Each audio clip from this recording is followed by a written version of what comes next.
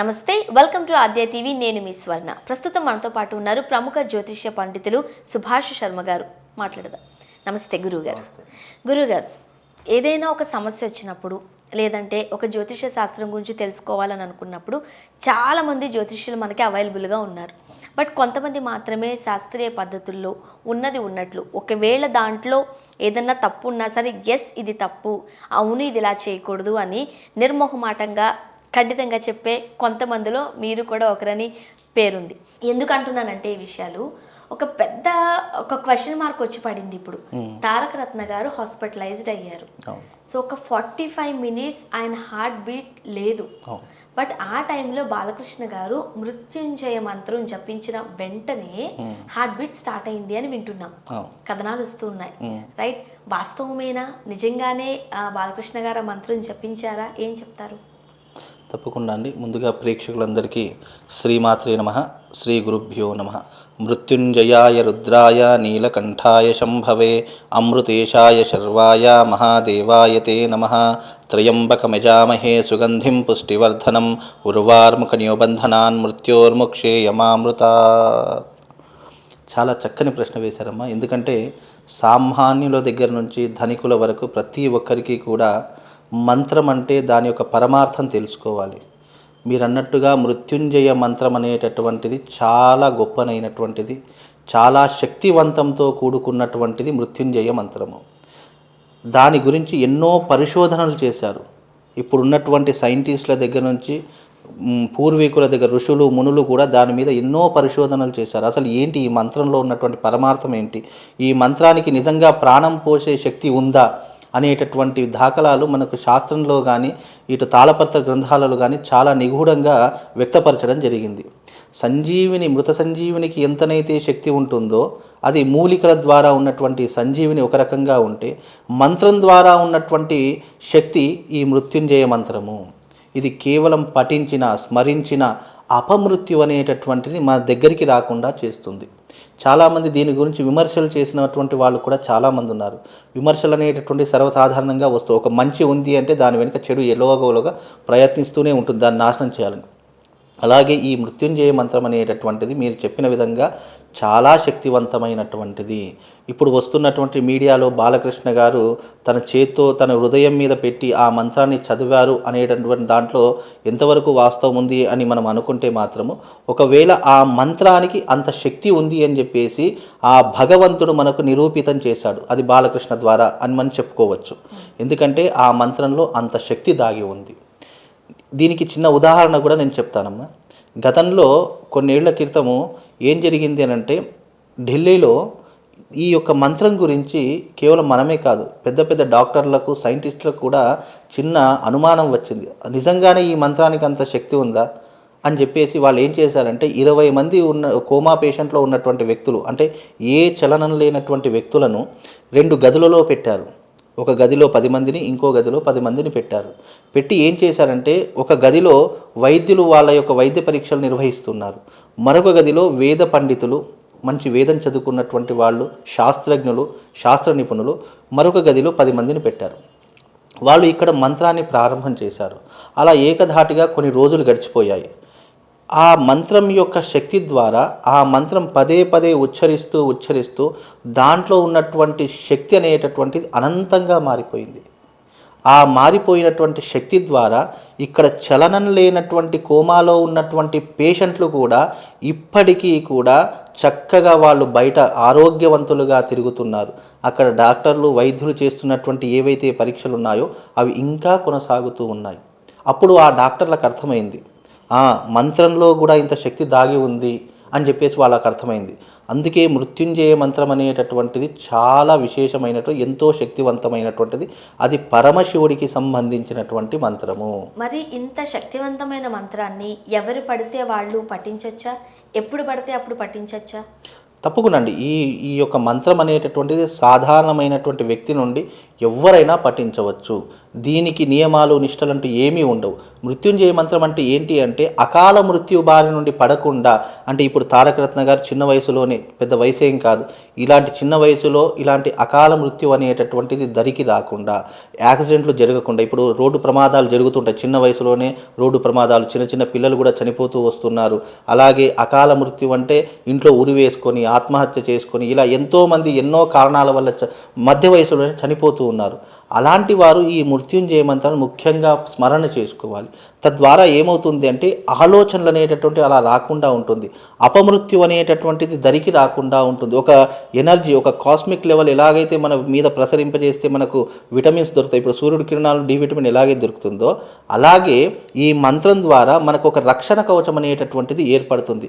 అది మనకు అకాల మృత్యు బారి నుండి పడకుండా ఎప్పుడైతే మనం ఆరోగ్యంగా ఉంటామో ఆ మంత్రం ద్వారా ఎప్పుడూ కూడా మనలో ఒక చైతన్యం అనేటటువంటిది ఏర్పడుతుంది. ఇప్పుడు బాలకృష్ణ గారు తన హృదయం మీద చేతి పెట్టి మంత్రాన్ని స్మరిస్తే ఆటోమేటిక్గా అక్కడ చలనం వచ్చింది అంటే ఆ మంత్రం యొక్క శక్తి వాళ్ళు అర్థం చేసుకున్నారు అక్కడే.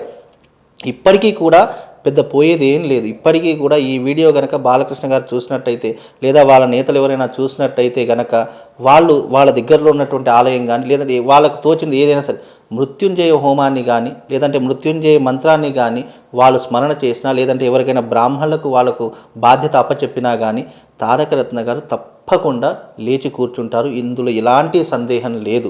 ఎందుకంటే తారకరత్న గారు చాలా మంచి వ్యక్తి, చాలా హంబుల్ పర్సన్. ఎందుకంటే ఇప్పటి వరకు సినిమా ఇండస్ట్రీలో ఎలాంటి కాంట్రవర్సీ లేనటువంటి వ్యక్తి. సినిమా పరంగా వృద్ధిపరంగా కొద్దిగా వెనుకబడ్డాడు కానీ నిజానికి ఇప్పటికీ కాంట్రవర్సీ లేనటువంటి వ్యక్తి. నందమూరి వంశంలో తారకరత్న గారు ఒక మంచి పర్సన్. అంటే మనసు పరంగా కానివ్వండి, ఆలోచన పరంగా కానివ్వండి, ఏ పరంగా తీసుకున్నా ప్రజల మధ్యకు ఈ మధ్యనే రావడం జరిగింది.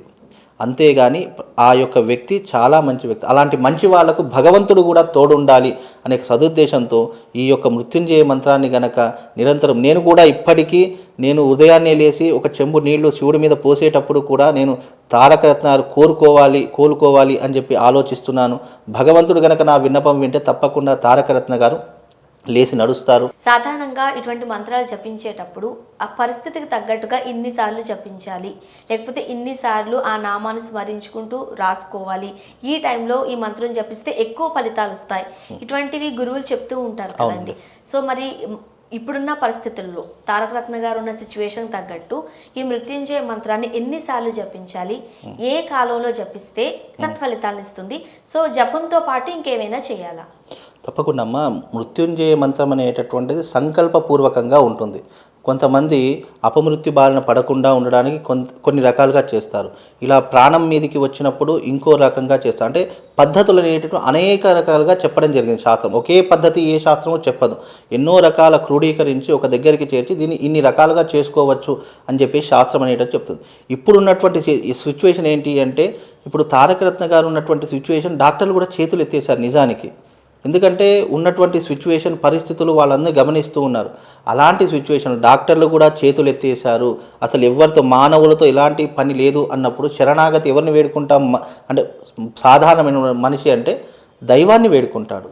అలాంటి దైవాన్ని వేడుకోవడంలో ఇప్పుడు ఉన్నటువంటి సిచ్యువేషన్లో ఆ భగవంతుడే ఆ తారకరత్న గారిని బయటకు తీసుకురావాలి తప్ప మాత్రం వాళ్ళ ప్రయత్నం వాళ్ళు చేస్తున్నారు.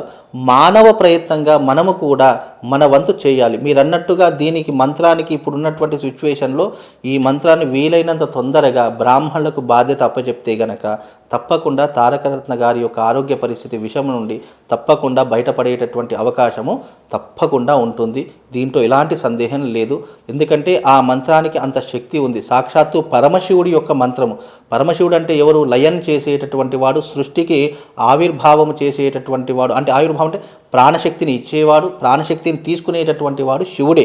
అలాంటి శివుడు దీనికి మార్కండేయ పురాణంలో కూడా ఒక చిన్న ఒక స్టోరీ ఉంది. ఏంటి అని అంటే అది భక్త మార్కండేయుడి యొక్క ఆయుష్ తీసుకుని వెళ్ళడానికి యమధర్మరాజు వచ్చినప్పుడు యమధర్మరాజు భక్త మార్కండేయుడికి ఒక ప్రశ్న వేస్తాడు. ఏమని అంటే, మార్కండేయ నీ యొక్క ఆయుష్ అయిపోయింది, నేను తీసుకువెళ్ళడానికి స్వయంగా నేనే వచ్చాను అని చెప్పేసి అంటే ఆ మార్కండేయుడు ఏమన్నాడంటే, నేను ఇప్పుడు శివదీక్షలో ఉన్నాను, నేను శివుని పట్టుకొని ఉన్నాను, నీకు చాతనైతే నువ్వు తీసుకొని వెళ్ళు, నేను నిన్ను ఆపను, ఎందుకంటే నువ్వు ధర్మాత్ముడివి, నిన్ను ఆపే శక్తి నా దగ్గర లేదు, కనుక తీసుకెళ్ళు అని చెప్పేసి అన్నాడు.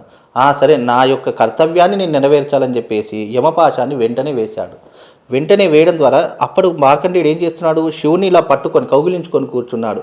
వెంటనే ఆ పాశము, యమపాశం అనేటటువంటి మార్కండేయుడితో పాటుగా శివుడికి కూడా పడింది. శివుడి మీదనే నువ్వు ఆ పాశం వేసావు అని అంటే శివుడు వెంటనే ప్రత్యక్షమై కాలుతో ఒక్క తన్ను తన్నాడు యమధర్మరాజుని. ఆ తన్నగానే యమధర్మరాజు అక్కడికక్కడే చనిపోయాడు. చనిపోవడంతో ముక్కోటి దేవతలు స్తంభించిపోయాయి, కాలము ఈ యొక్క అన్నీ కూడా స్తంభించిపోయాయి. స్తంభించిపోయేసరికి దేవతలందరూ కూడా వచ్చి ఏం చేశారు అని అంటే శివుని వేడుకున్నారు. పరమేశ్వర, యమధర్మరాజు లేకపోతే కాలంలో జరిగేటటువంటి చావు పుట్టుకలకు విలువ ఉండదు, చనిపోయేటటువంటి వాళ్ళ యొక్క ఏదైతే వ్యవస్థ ఉంటుందో ఆ వ్యవస్థ అస్తవ్యస్తమైపోతుంది, కనుక అతన్ని బ్రతికించండి స్వామి అంటే మళ్ళీ తిరిగి అతన్ని బ్రతికించారు.